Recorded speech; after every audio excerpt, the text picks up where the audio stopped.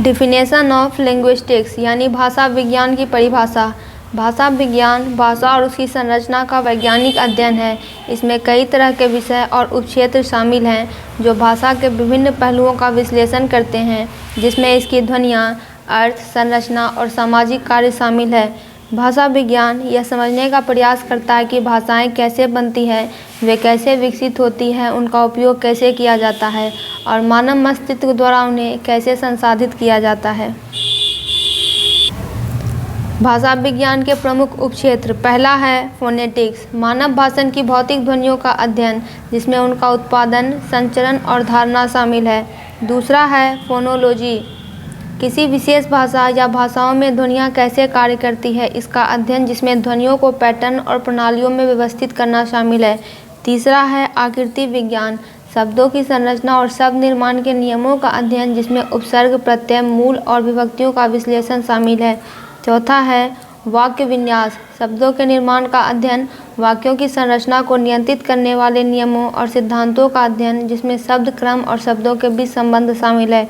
पाँचवा है शब्दार्थ विज्ञान, भाषा में अर्थ का अध्ययन, जिसमें शब्दों, वाक्यों और वाक्यांशों और वाक्यों के अर्थ शामिल हैं और अर्थ का निर्माण और व्याख्या कैसे की जाती है। छठा है व्यवहारिक विज्ञान, संचार और अर्थ पर सामाजिक और सांस्कृतिक कारकों के प्रभाव सहित संदर्भ में भाषा का उपयोग कैसे किया जाता है, इसका अध्ययन। सातवां है समाज भाषा विज्ञान, सामाजिक संदर्भों में भाषा कैसे बदलती है, इसका अध्ययन, जिसमें भाषा और आयु, लिंग, जातीयता और सामाजिक वर्ग जैसे कारकों के बीच संबंध शामिल हैं।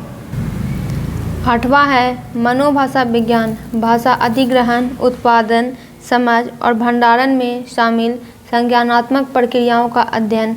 नौवां है ऐतिहासिक भाषा विज्ञान, भाषा परिवारों के विश्लेषण, भाषा विकास और प्राचीन भाषाओं के पुनर्निर्माण सहित समय के साथ भाषा कैसे बदलती है, इसका अध्ययन। 10वां है अनुप्रयुक्त भाषा विज्ञान, भाषा शिक्षण, अनुवाद और भाषा नीति जैसे व्यावहारिक मुद्दों पर भाषाई सिद्धांतों और विधियों का अनुप्रयोग। भाषा विज्ञान एक विविध और अंतः विषय क्षेत्र है जो मनोविज्ञान, नृविज्ञान, कंप्यूटर विज्ञान, तंत्रिका विज्ञान और बहुत कुछ से विधियों और अंतर्दृष्टि पर आधारित है। यह मानव संचार और अनुभूति की हमारी समझ को बढ़ाने में महत्वपूर्ण भूमिका निभाता है।